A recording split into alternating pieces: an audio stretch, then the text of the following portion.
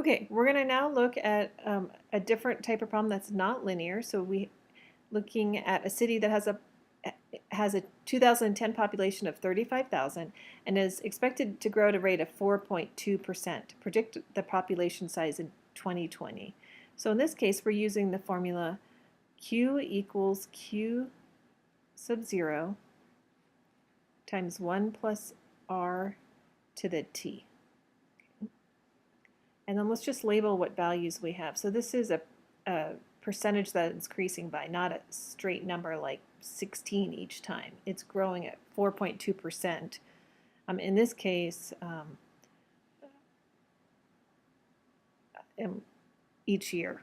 So the first thing we know is that our initial population, that's what Q sub 0 stands for, is 35,000.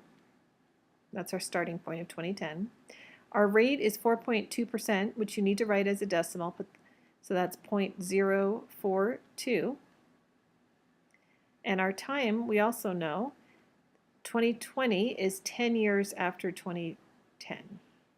So we're going to plug those values into our equation, and we're solving for Q. We want to know what the population is going to be 10 years later. So we have 35,000 times 1 plus 0.042, raised to the 10th power. Now be careful with the order of operations. You need to do what's inside the parentheses first and then do this exponent before you can multiply. You could also put this into your calculator all at once.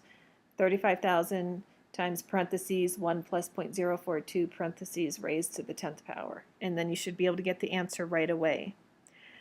When you put that into your calculator, so you can check if you inputted it correctly, you should get 52,813.5. So remember, we're talking about people or population, so we don't want a decimal. So the 5 means I need to round up. So approximately 52,814 people would be the answer.